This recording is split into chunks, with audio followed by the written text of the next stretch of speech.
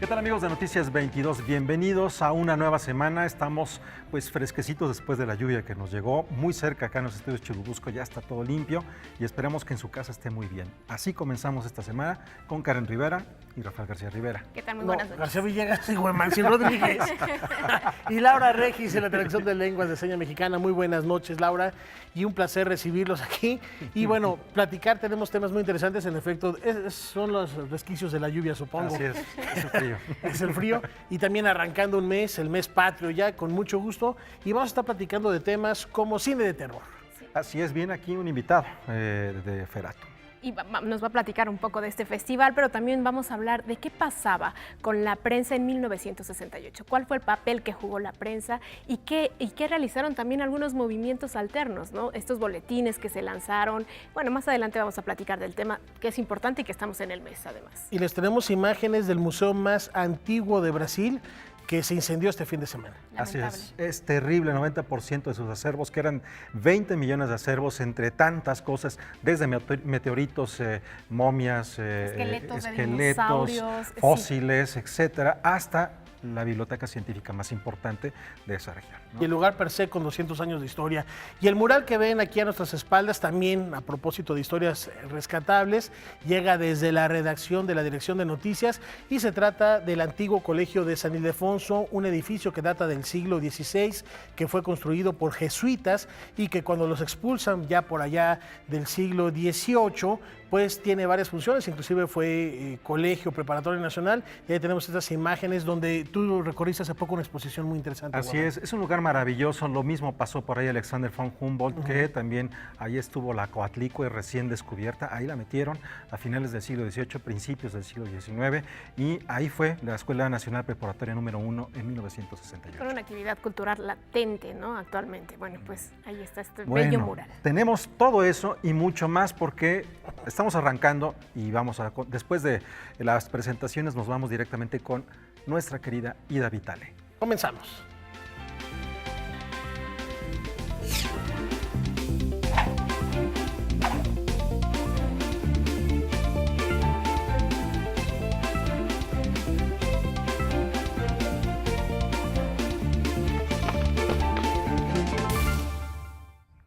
Bueno, pues ya lo anunciábamos, Rafael. Ida Vitale, una de las poetas fundamentales de América Latina, pero también fundamentales en ese desarrollo cultural que ha tenido nuestro país, México, en un periodo importante, en ese periodo cuando en Uruguay, en Chile, en Argentina había dictaduras y muchas de esas personas que pensaban, que expresaban sus ideas, sus opiniones, tenían que huir de esos represores. Muchos llegaron a México, entre ellos la encantadora Ida Vitale, que ha recibido un reconocimiento. Que en esta ocasión será galardonada con el Premio de Literatura en Lengua Romances que otorga la Feria Internacional del Libro de Guadalajara, y todos los detalles sobre este anuncio los tiene Irma Gallo. Vamos con ella hasta la Perla Tapatía.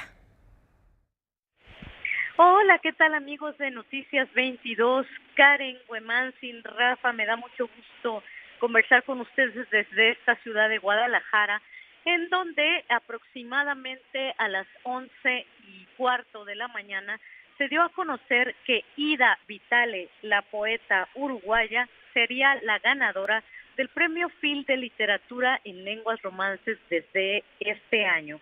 Bueno, Ida, la poeta, tomó la llamada desde Montevideo, en donde regresó a vivir después de que falleciera su marido. Ellos estuvieron viviendo un rato en Estados Unidos, después ya se regresaron a su casa, a Montevideo, pero lo que es importante resaltar, compañeros, es que Ida Vitale vivió 11 años en México, un periodo después de que ella fue exiliada en Uruguay cuando el golpe militar, cuando la dictadura, y aquí en México conoció a grandes poetas y escritores como Octavio Paz, por ejemplo, como Efraín Huerta, de quien fue muy amiga, y ella creo que de todo lo que dijo en su discurso mencionó lo agradecida que está con nuestro país.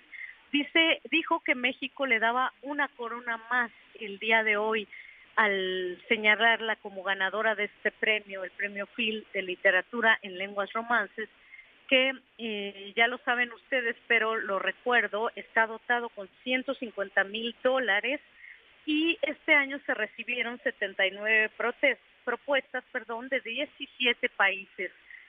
No es fácil ganar el premio Phil. Este premio reconoce a toda una trayectoria, no nada más a una obra como son muchos otros premios. Y la poeta Ida Vitale estaba visiblemente emocionada, visiblemente no porque era llamada telefónica, pero digamos notablemente emocionada y agradecida. Dice que todavía tiene muchos amigos en México y que le debe muchas cosas a México, que si quisiéramos rascarle a dónde están sus influencias en la poesía, seguramente muchas se encontrarían aquí en nuestro país. También Ida Vitale resaltó la vocación de México como país que acoge a aquellos quienes tienen que huir de sus países de orígenes o de sus lugares de origen por situaciones políticas, y que ella espera que México siga haciendo esto. Y bueno, todos los detalles, así ya se los tendremos mañana aquí en Noticias 22. Por lo pronto yo les digo que aquí el ambiente que se vivió entre la prensa de la Ciudad de México y de la ciudad de Guadalajara, que estuvo reunida aquí en el Hotel Hilton para recibir esta noticia, fue un ambiente festivo. Teníamos ya muchas ganas y muchas esperanzas de que fuera alguien en español, alguien que escribiera en español, alguien de nuestro continente.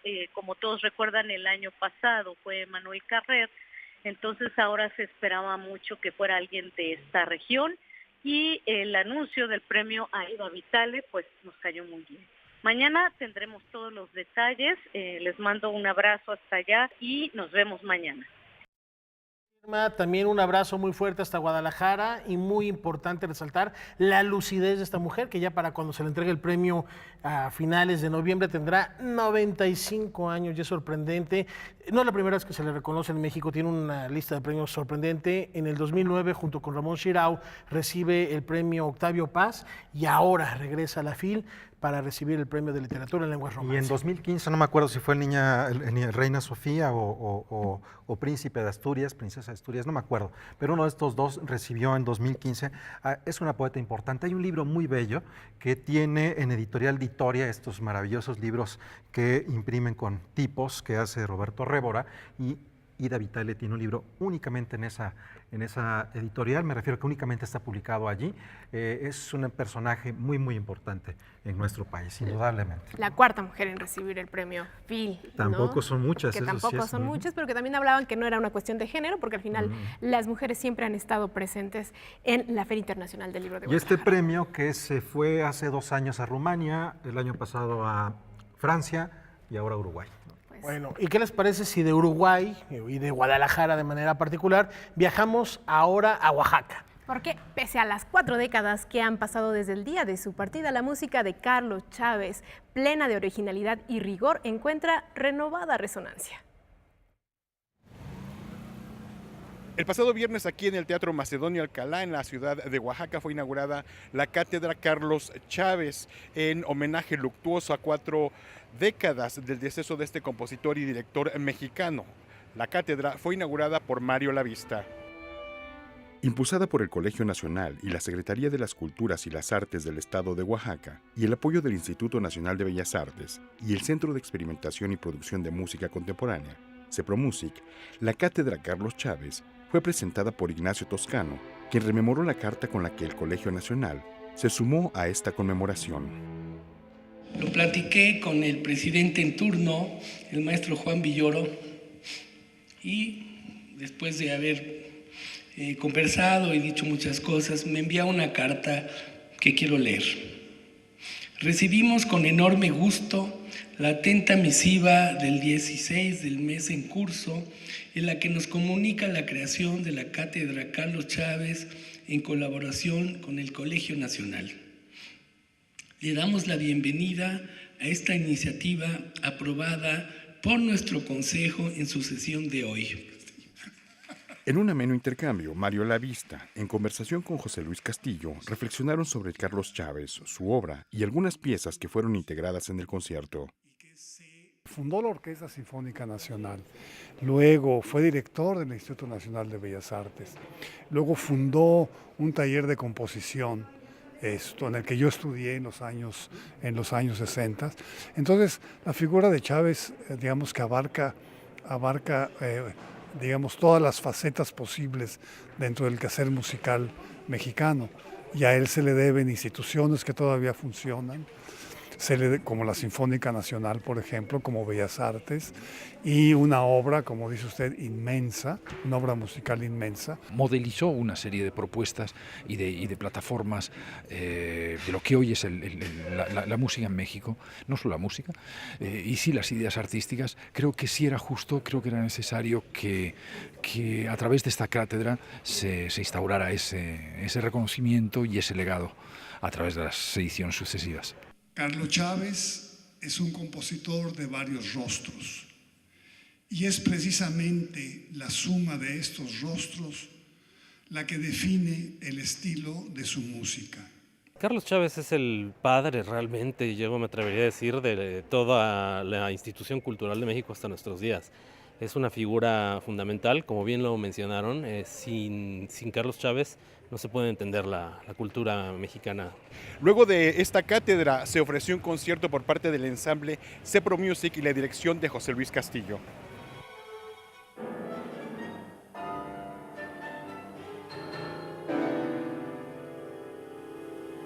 Ha sido una propuesta de paseo de lo que es la música contemporánea en México. Por supuesto no estamos hablando de paternidades ni de filiaciones, pero sí creo que Enríquez es alguien muy importante también como padre de la música contemporánea tal y como se conoce, ¿no? Entonces, en ese sentido, Chávez, Enríquez, Mario Lavista y por otra parte este joven compositor David Hernández Ramos.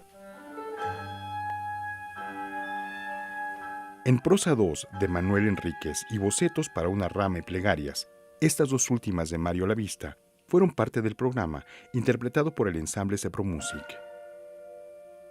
Y la otra obra, que es para fagot y cinta electrónica, la realicé en el Laboratorio de Música Electrónica que existe en Morelia.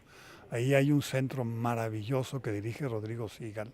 Invita constantemente a los compositores a trabajar en ese laboratorio, y yo tuve la suerte de que me invitó y trabajé con Wendy Holdaway, que es una fagotista estupenda, que es la primer fagot de la Orquesta Sinfónica Nacional.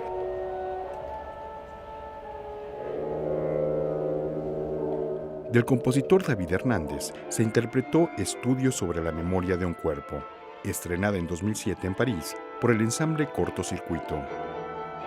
Yo en alguna etapa mucho más temprana de mi carrera sí me interesó y sí busqué a través de convenciones que existen en la música buscar un figurativismo, por así decirlo, ¿no? Porque yo sí comparo muchos conceptos en la música y en la pintura, lo abstracto y lo figurativo. La última pieza fue del homenajeado Carlos Chávez. Desde Oaxaca para Noticias 22, Francisco Borgia, Ricardo Domínguez y Víctor Gaspar. Bueno, por supuesto que es muy importante que exista esta posibilidad. Ya escuchamos al inicio a Ignacio Toscano, Rafael, nosotros lo comentamos en este mismo espacio los últimos 3 días de la semana pasada. Se reúnen muchas voluntades. Por un lado, CEPRODAC, este ensamble que es Cepro Music, este ensamble que es muy, muy bueno y que acaba de regresar de Darmstadt, de uno de los festivales más importantes de música nueva.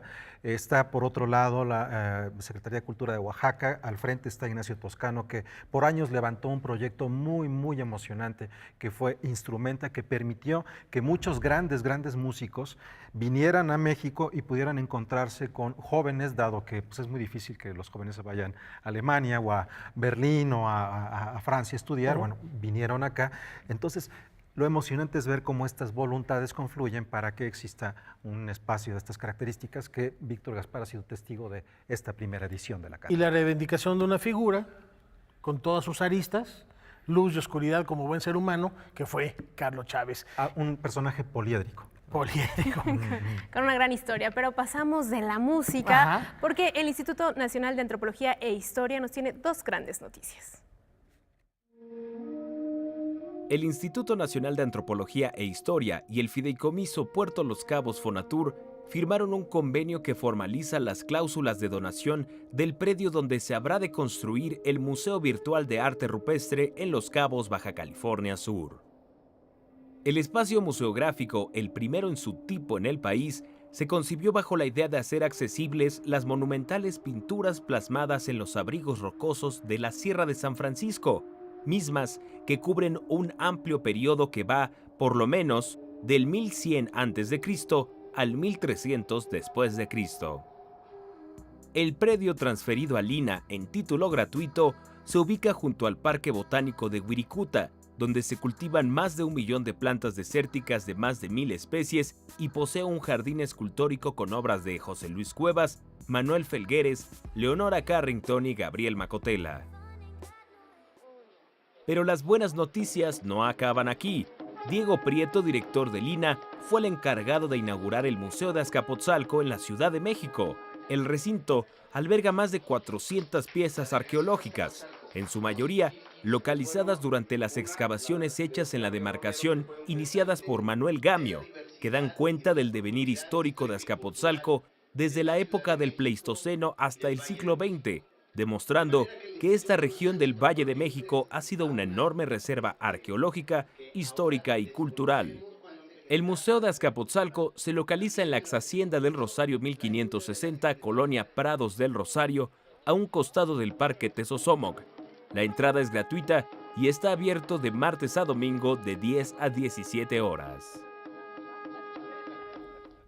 Híjole, qué noticias y qué emocionante con todo esto que acabamos de compartirles, que tiene que ver con el INAH, ¿no? Sí, Y en pero ahora contraste, sí, una noticia triste y lamentable, Rafael. Es las imágenes que les comentábamos al inicio del programa del incendio que arrasó anoche con el Museo Nacional de Brasil allá en Río de Janeiro, la más antigua institución científica de historia natural de aquel país. Así es, esto que estamos viendo está en lo que fue el palacio de la familia real portuguesa que ahí vivió y que, bueno, su último heredero se enamora de Brasil y cambia literalmente la sede del trono, se viene para acá y es un capítulo muy interesante en el proceso de independencia de este enorme país. Esa historia es la que tiene ese edificio, pero además 20 millones de archivos, objetos y de colecciones, de todo ello se quemó el 90%. Creado en 1818, bueno, este museo resguardaba acervos importantes como la biblioteca científica más grande de Latinoamérica, algunos esqueletos humanos de dinosaurios, con casi 12.000 años de antigüedad, la mujer más vieja, ¿no?, de América Latina. Bueno, pues forman parte del acervo que resguardaba este recinto y que lamentablemente se ha perdido casi en un 90%, más de un 90%. Ciencia, arqueología, arte, literatura, lamentable lo que sucede allá en Brasil y esperemos que este recinto, porque el edificio, como bien comentas, Gueman, ya per se es histórico, son 200 años que dan cuenta el día de ayer con este incendio. Y estas tragedias, bueno, por un lado les estamos dando esta mala noticia, pero es todavía peor cuando, si nos metemos un poco a leer las publicaciones que se han hecho en Brasil en torno a esto, sí, descubrimos que hace unos cuantos meses habían quejado las autoridades de este museo porque no tenían el presupuesto suficiente para poder hacer labores de mantenimiento, y después tenemos este incendio en un lugar tan hermoso. Es verdaderamente lamentable. En ese mismo lugar había actividades académicas y en unas semanas iba a generar una discusión académica con diferentes personajes de muchas partes del mundo sobre la independencia. Y que no Brasil. Solo es la historia de Brasil, es la historia del mundo entero, ¿no? De América y se desconocen las Latina causas. y del mundo en general. Esperemos que se pueda rescatar lo más que se pueda de este acervo. Y con esta reflexión, una pausa, ya volvemos.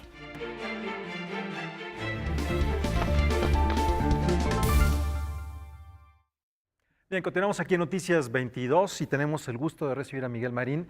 Muchas gracias por estar con nosotros nuevamente, Miguel. No, al contrario, muchas gracias por la invitación. Y pues bueno, ya estamos listos para hablar de cine fantástico. Así es, él es el director de Feratum. Los mitos y leyendas de México son el tema principal de esta, que es la 7ª edición del festival. ¿Y por qué decidieron este tema? Bueno, pues el festival es temático. Cada año tenemos un tema muy especial del género.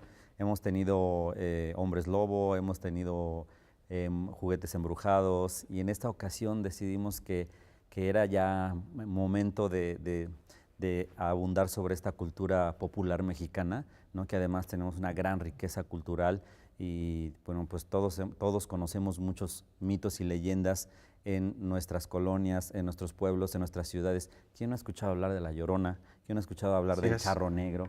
Y yo creo que eso es lo importante también de uno como festival, poder rescatar nuestras mismas tradiciones y costumbres, que son riquísimas y que vale la pena que directores volteen hacia ver a este tipo de historias y que las vuelvan películas. Entonces, ese es el eje del festival este año. A mí me llama mucho la atención cuando veía este tema porque, por ejemplo, entre los celtas nórdicos, el mito de Ondín, de donde viene la sirenita, de Hans Christian Andersen, ha estado reflejado en una cantidad enorme de películas y ha sido tratado de cualquier manera. Pero ese es uno de tantos mitos que nos son reconocibles a partir de las cinematografías de Europa y también la encontramos en Estados Unidos. Y la pregunta es si las leyendas y los mitos mexicanos, ¿crees que están lo suficientemente representados en nuestra cinematografía? Me parece que un poco, pero no como quisiéramos. Es decir, que tenemos tantas leyendas y tantos mitos, inclusive prehispánicos, que yo creo que no se ha abundado, o sea, demasiado. La verdad es que ha sido muy poco. Y sí, evidentemente, también sí tenemos algunos ejemplos de leyendas, ¿no? Hay películas de La Llorona, ¿no? Por ejemplo, hay películas del Chupacabras, que es una leyenda más moderna. Pero creo que sí falta todavía abundar sobre este tema, que hay mucho de dónde sacar partido, de verdad que eso es bastante interesante. Porque parecía que estuviera relegado a el equivalente al cine B, ¿no? Ese cine de bajo presupuesto, ¿no? Me refiero en términos generales, porque ha habido producciones muy importantes.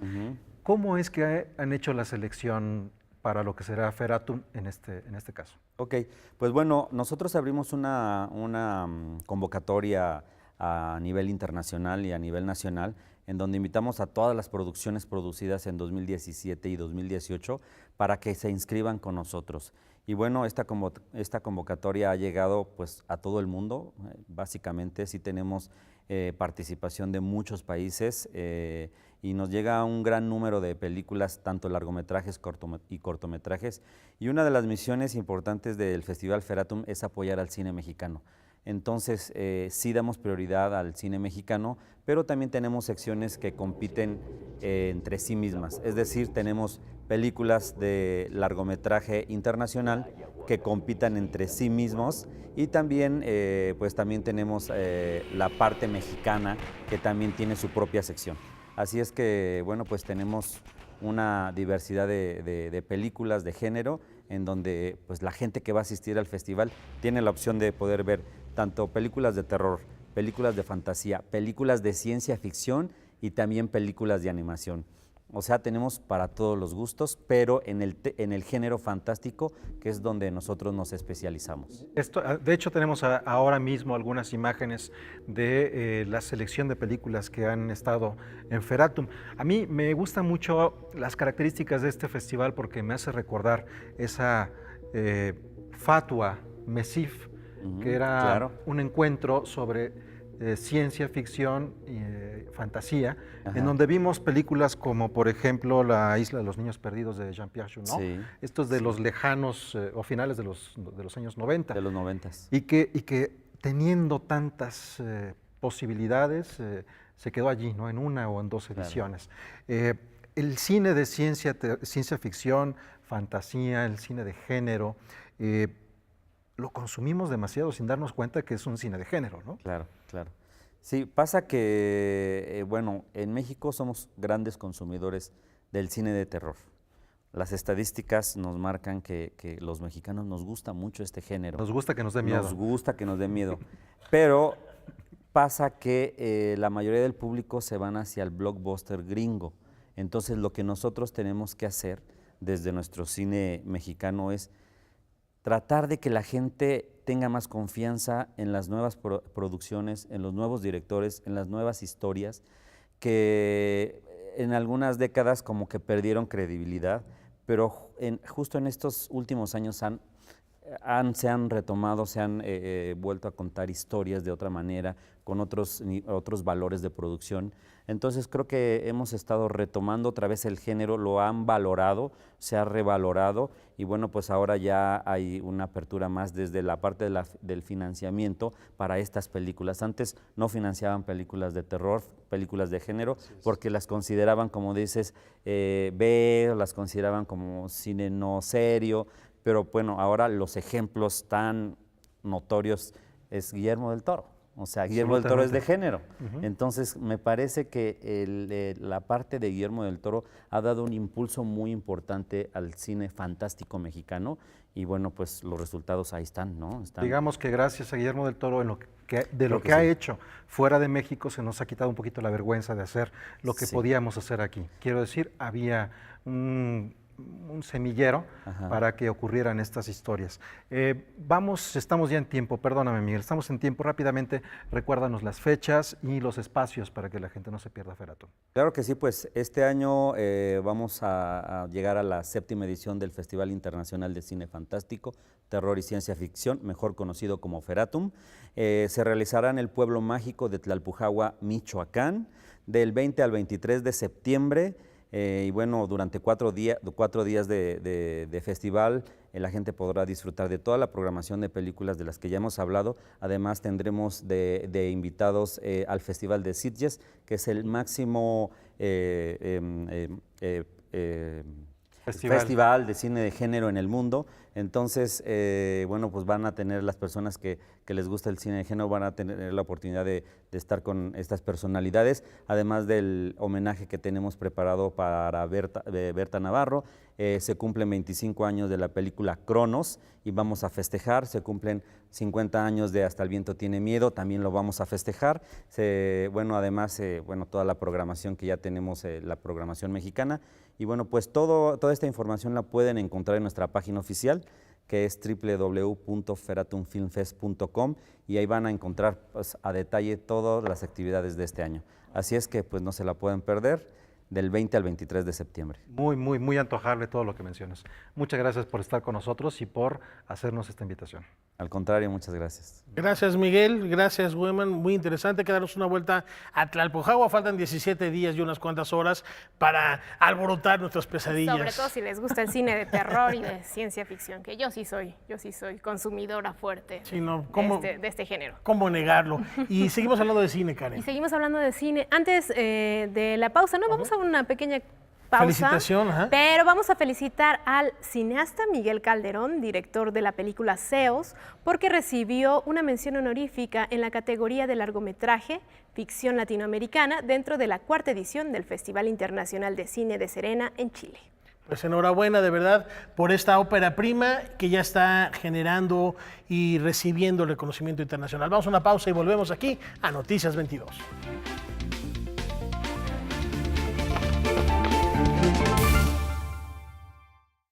Álvaro Uribe, quien ha dicho ser un cuentista exiliado en el terreno de la novela, reúne toda la literatura breve que ha escrito en 4 décadas.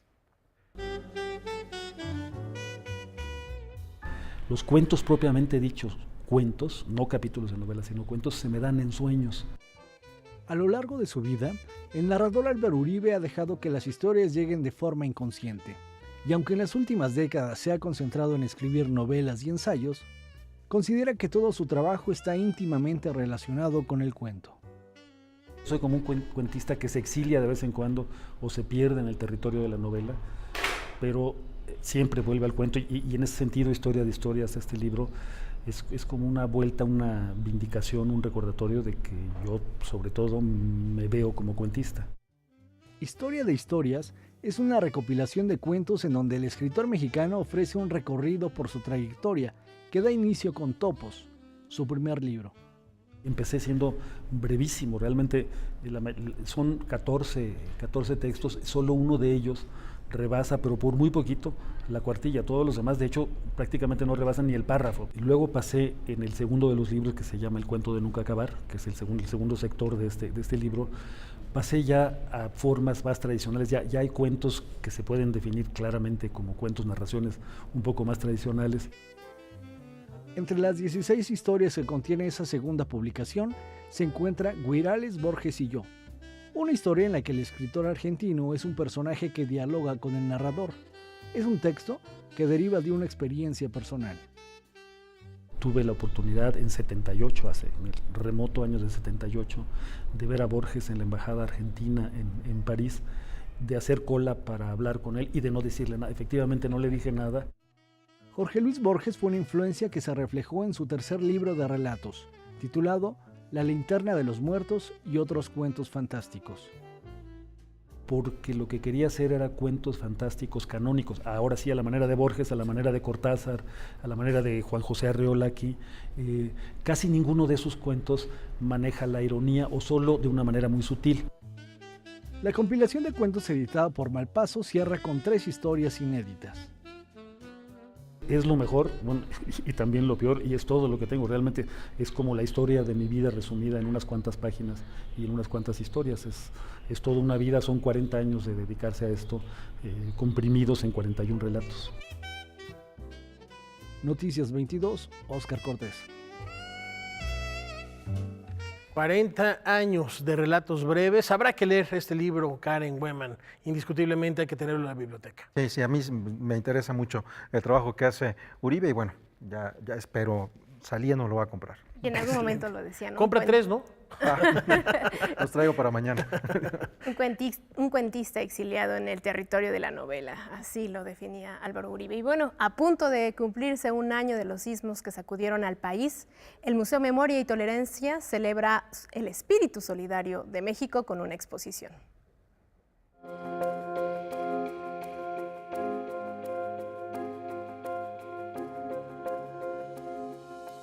A veces la tragedia nos ofrece instantes de luz, ¿no? Y la tragedia nos puede ofrecer momentos de aciertos decisivos. Y yo creo que los sismos a los mexicanos nos generan momentos de luz, nos generan momentos de solidaridad. Y creo que aquí nos vemos representados todos. Con testimonios, fotografías, videos e infografías, el Museo de Memoria y Tolerancia rinde homenaje a las víctimas y a los héroes anónimos que participaron en el rescate y remoción de escombros en los pasados movimientos telúricos de mayor magnitud en México, con la exposición Sismos 1985-2017, de los escombros a la esperanza. La sociedad civil como tal surge en el 85. Carlos Monsiváis la definía como una masa solidaria que salía a las calles para hacer lo que hubiera que hacer y para hacer lo que la burocracia no hacía. Entonces, bueno, yo creo que esa sociedad civil ha marcado cambios decisivos en nuestro país, los estamos viviendo. Además de ofrecer un registro cronológico y emotivo de la solidaridad mexicana ante la adversidad, la muestra invita al público a tomar conciencia de la zona sísmica en la que habita y de los riesgos que esto significa. Esta exposición también nos invita a tener la responsabilidad de tener el kit para desastres listo, tener nuestros papeles listos, tener, ver la manera de reunir los elementos para cubrir nuestras necesidades básicas listos en la mochila, porque nos puede volver a suceder. Es un reconocimiento a la participación ciudadana y una invitación para colaborar en la reconstrucción de viviendas. Quiere demostrar que la sociedad civil comprometida puede hacer maravillas, puede hacer milagros, puede salvar vidas, puede salvar conciencias también y puede cambiar los rumbos de los países. Noticias 22, Óscar Cortés. Imágenes poderosas, elocuentes, que motivan no solo el diálogo, sino también la reflexión, pero no en todos lados. Reina la concordia, la cordialidad. Si nos damos una vuelta, por ejemplo, al edificio San Miguel, vamos a ser testigos de las querellas vecinales que casi no se dan en nuestro país. Cualquier semejanza con la realidad no es pura coincidencia. Pero bueno, vamos a dar por iniciada nuestra reunión. Punto de las 20:17. Una junta vecinal sirve de detonante para exponer circunstancias particulares de cada uno de los inquilinos que habitan el edificio San Miguel. Montaje de la compañía Petit Comité y la dramaturgia de Gabriela Gurayev. Se reúnen en una junta extraordinaria que convocó a alguien desconocido, y durante la junta nos enteraremos para qué se convocó realmente esta junta. Y la vigilancia del edificio detona muchas cosas en cada uno de los vecinos, porque para algunos la vigilancia significa que van a descubrir cosas que no quieren que se sepan. Entonces el hecho de estar, eso levanta pasiones ahí, porque es que se van a dar cuenta quién tira la basura en donde no se debe, se van a dar cuenta si mi preferencia sexual es diferente a la que les gustaría a algunos de los vecinos. Edificio San Miguel es la continuación de una exploración escénica iniciada con una pieza de 15 minutos para microteatro titulada Todos los insultos quedan fuera de lugar. El montaje se realiza en un espacio pequeño para involucrar al espectador. Tienes la sensación de que estás espiando una situación verdadera. Me parece que un poco el público en muchas ocasiones es alguien que está viendo la vida de otro pasar en el escenario, ¿no? Y mientras más cercano seas a esa verdad, a esa realidad, creo que más puedes disfrutarlo. Levante la mano quien siempre ha soñado tener una alberca en su casa. No son caras. 1, 2, 3, 4, 5, 6. Encontramos que no solo habla de una junta de vecinos, habla de nosotros y nuestro comportamiento en la sociedad. Y justo tan cercano a las elecciones, era inevitable no empezar a notar ciertas coincidencias, ¿no? Y cómo cada quien en esta junta lo que quiere no es el bien de todos, quiere el bien personal. Y cómo está jalando agua para su molino. Edificio San Miguel se presenta en la Sala Salvador Novo del Teatro La Capilla los lunes y martes a las 8 de la noche hasta el 27 de noviembre. Noticias 22, Víctor Gaspar. Y por el otro, ya en serio, o sea, eso de las cacas de perro, Un formato interesante el de esta obra de teatro. Así es, bueno, vamos a pasar de teatro ahora a otra cosa. Nacidos bajo el signo de tiempos convulsos, el punk y el metal constituyeron en medios, o se constituyeron en medios para canalizar mucho del descontento social de una generación. Y así es, el Museo Nacional de Culturas Populares nos cuenta cómo se vivieron estas expresiones en nuestro país, cómo se dio el surgimiento, pues vamos a verlo en esta exposición.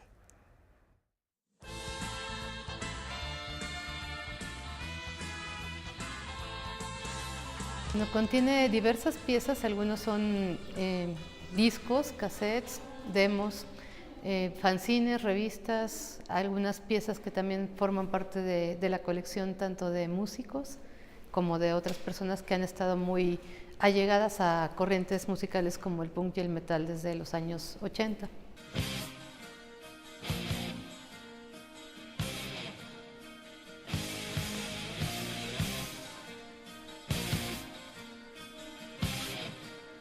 Más que mostrar la historia del punk y metal en México es hacer un recorrido sobre cómo se daban los intercambios durante la década de los años 80.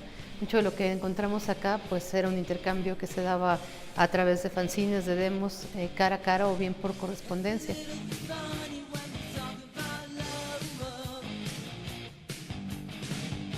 Sobre todo en reunirse en algunos puntos como el Tianguis Cultural del Chopo, también en mantener correspondencia a través de los fanzines con gente de otros estados y de otros países, porque es muy importante señalar esto, o sea, no se necesitó de una estructura de comunicación de gran mercado para que los cassettes, los discos, pues pudieran circular y escucharse en otras latitudes.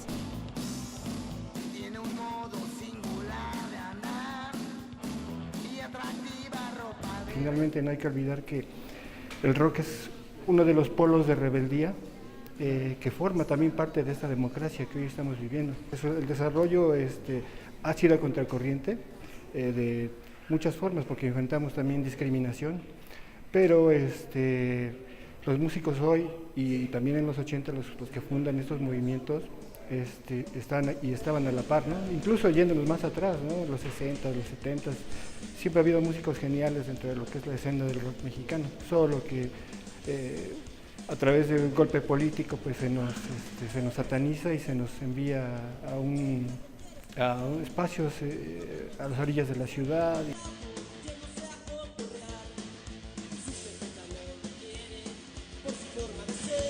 El rock siempre ha estado a un lado de las luchas de las personas, de la lucha del pueblo, pasando por una infinidad de gamas, ¿no? Desde el zapatismo, apoyando la cuestión de la desaparición de los 43.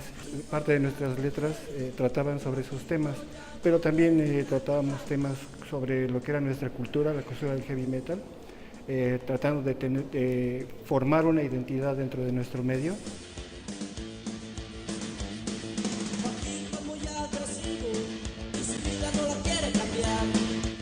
Un enfrentamiento a las afueras de Rectoría en Ciudad Universitaria cuando llegó una marcha del CCH a Azcapotzalco y que fueron recibidos con violencia por porros, y a propósito de esto ya se pronunció al respecto la máxima casa de estudios y les comparto el comunicado. La Universidad Nacional Autónoma de México reprueba enérgicamente la violencia ocurrida hoy en contra de los alumnos que se manifestaban de forma pacífica en la explanada de Rectoría. Estas agresiones irrumpen de manera injustificada la vida de la universidad y en el proceso interno para la solución de las diferencias entre los universitarios.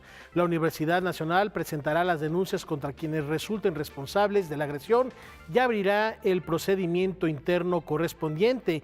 Agresiones como la sucedida esta tarde son inadmisibles, pues solo buscan enturbiar el ambiente y desestabilizar la vida académica de esta casa de estudios. Esta universidad refrenda su disposición al diálogo y a la solución pacífica de los diferendos, llamado, por supuesto, al que también nos sumamos aquí en Noticias 22. Una pausa y ya volvemos.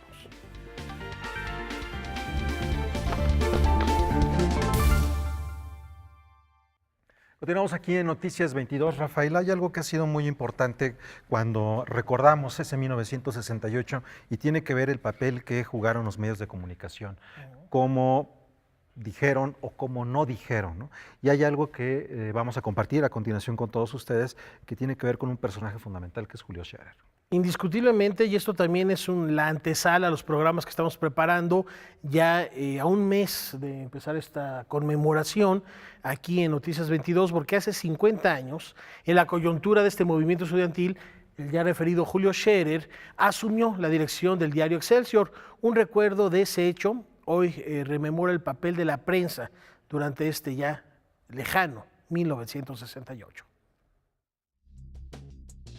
Cuando surgió el movimiento estudiantil de 1968, el periodista Armando Ponce era alumno de la Facultad de Filosofía y Letras de la UNAM y colaboraba en el diario Excelsior. Fue un conflicto que vivió desde dos trincheras distintas. Sin embargo, la que mejor recuerda es la renovación del periódico de la vida nacional. Excelsior era el mejor periódico de México, de calle, y uno de los, se decía en aquella época, de los 10 mejores periódicos del mundo. Era un gran periódico, de un gran rigor y de una gran factura. El 1 de septiembre de ese año, Julio Scherer asumió la dirección del diario para darle un giro de 180 grados. Eliminó las páginas de sociales, la información deportiva tuvo mayor relevancia, sumó una sección cultural y le ofreció espacios a los estudiantes. Y se vuelve un periódico más abierto. En el 68 no puede ser abiertamente opositor un periódico mexicano todavía, pero Julio Scherer les publicaba los manifiestos a los estudiantes, sin costos, no había dinero. También publicaban información exclusiva del reportero Jaime Reyes, alias El Manotas, quien fue el único periodista al que le autorizaron los estudiantes permanecer en sus asambleas. Pasaba, sin embargo, las manifestaciones estudiantiles por Reforma, por Bucareli, donde estaba la zona de periódicos, gritando prensa vendida, prensa vendida. O sea que realmente si tú consultas los periódicos de la época, incluso vas a la hemeroteca de la universidad, pues está gastado, ya no puedes leer los del 68, pero no vas a encontrar nada. Sin embargo, hubo algunas voces disidentes, ¿no? Abel Quesada, que era el gran caricaturista de la época, publicó su cartón en blanco. José Alvarado publicó un artículo donde dijo que algún día a esos jóvenes se les encendería una lámpara votiva.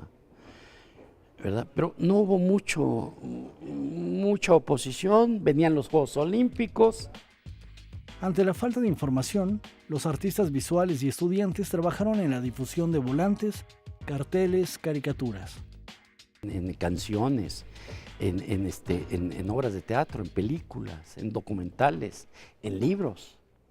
Hay un 68 rescatado, quizá no lo suficiente, pero está. Y bueno, han pasado 50 años.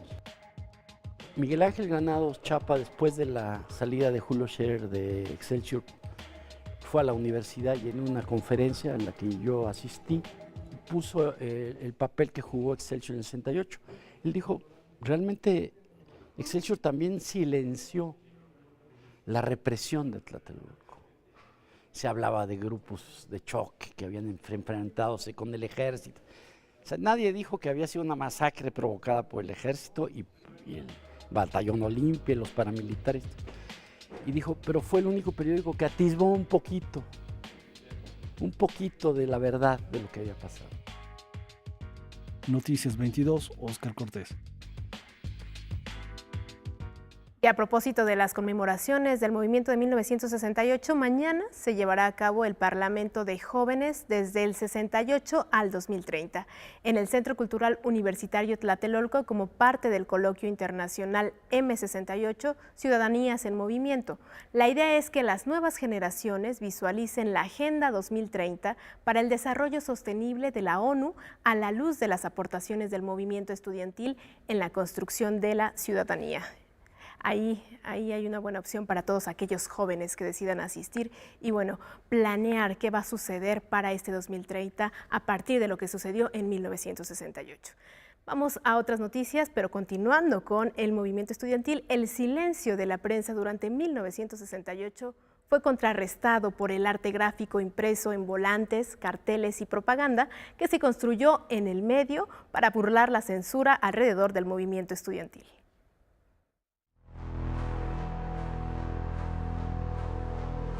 La exposición se llama Gráfica del 68, Imágenes Rotundas, y es una de las exposiciones con las que el Museo Universitario de Arte Contemporáneo planteó todo un programa expositivo en relación al 50 aniversario del movimiento estudiantil.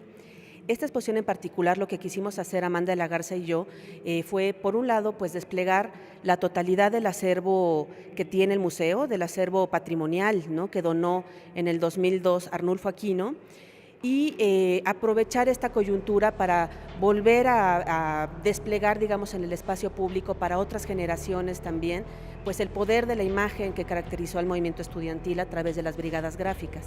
Desde luego hay algunas de las gráficas más emblemáticas del movimiento, como el tanque, la paloma, entre otras, pero también hay otras gráficas que quizá han circulado menos y que son muy ricas, digamos, en sus mensajes, en las consignas que presentan, en cómo lograron comunicar puntos del pliego petitorio en su momento y cómo lograron pues los productores visuales del momento hacer un maridaje entre forma y texto. Hubieron varias brigadas gráficas en la Esmeralda, hubo también en el Politécnico y una de las más importantes estuvo dentro de la Escuela Nacional de Artes Plásticas en la antigua Academia de San Carlos, que está ubicada pues a 2 cuadras de Palacio Nacional. Lo que ellos hicieron fue apropiarse de los talleres, los profesores, muchos de ellos conocidos y muchos de ellos habían sido parte o eran parte del taller de gráfica popular.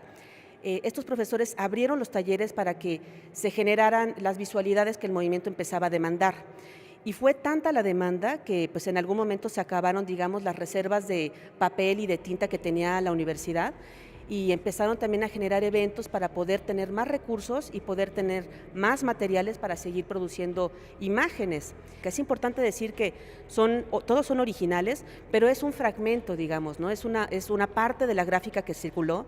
Fue mucho más amplia la producción gráfica, pero es lo que logró sobrevivir a la censura y a la destrucción, ¿no? Hay que recordar que hacia el 29 de noviembre entró a la Academia de San Carlos un cuerpo de vigilancia a destruir los talleres y a destruir también parte de la producción gráfica que ahí estaba. Es muy fuerte ver cómo algunos de los mensajes son actuales, ¿no? Cuando uno ve los carteles que tienen que ver, digamos, con la libertad a presos políticos o la libertad de prensa, y uno piensa en lo que ha estado pasando en este país en los últimos 2 sexenios en relación a la libertad de expresión y a la libertad de prensa, pues sí es pues muy angustiante, digamos, ¿no? Saber cómo el ejercicio de poder, pues obviamente sigue presente y nos hace preguntarnos por cuál es, digamos, la respuesta que hay ahora desde los productores visuales, desde el aparato cultural, en relación a esos ejercicios de poder.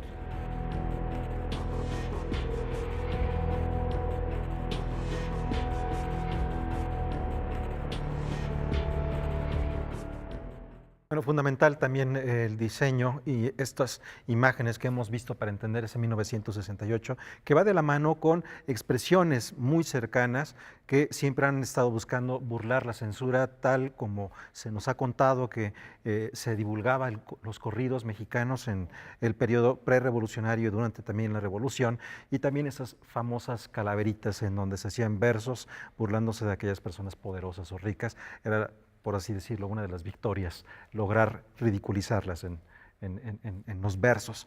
Esa imagen, esa impresión ha formado parte de la forma de la expresión en México. Y la propaganda gráfica, que era un medio coercitivo, también era un medio de libertad. Y de forma paralela, el Museo Universitario Arte Contemporáneo inaugura una exposición dedicada al trabajo de Grupo Mira, un colectivo que se encargó precisamente de rescatar esta historia, Guaman. El Museo Universitario de Arte Contemporáneo, en conjunto con el Museo Amparo de Puebla, organizan la exposición Grupo Mira, una contrahistoria de los 60 en México.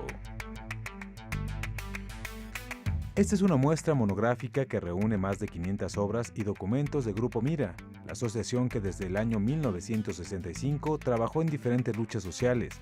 Claro que una de las más destacadas fue su participación en el movimiento estudiantil de 1968. La exposición reúne diferentes cuerpos de obra y documentos de los artistas que han estado trabajando juntos desde 68. La exposición, creo que algo que se soslaya es que se conoce al Grupo Mira como el grupo que conservó y archivó la gráfica del 68, entonces se ubica como un grupo que hizo sobre todo gráfica, y lo que la exposición permite ver es también su trabajo hacia el muralismo, la pintura y otros soportes también. Este es un despliegue de los archivos de Jorge Pérez Vega y Arnaldo Aquino, una muestra dividida en 3 grandes núcleos. El primero de ellos gira en torno a los años 70, cuando todavía trabajaban como Grupo 65 en Estados Unidos. Luego, cuando tomaron como trinchera de trabajo y lucha a la Universidad Autónoma de Puebla. La última parte de la exposición da cuenta de su cambio de sede a la Ciudad de México. La idea era hacer una exposición que muestra la obra, que permite realmente ver como el potencial de la obra, reactivar algunas cosas. Por ejemplo, aquí se vuelve a exponer el comunicado gráfico tal como fue expuesto en los 70, nunca se había vuelto a exponer de esta forma, pero también sí a dar como acceso a material documental que completa la historia del Grupo Mira. El Grupo Mira generó dispositivos visuales que lo ubican como uno de los más significativos de la época. Utilizó el arte como herramienta de comunicación efectiva con la sociedad y se convirtió en un guardián del legado gráfico generado en el año 1968. Noticias 22, Julio López. Bueno, pues ahí tienen estas exposiciones que nos recuerdan esta imagen de 1968. Tendremos mucho más aquí en Noticias 22. Hasta mañana, horario de costumbre, canal de costumbre. Gracias, Karen. Excelente inicio de semana. Muchas gracias.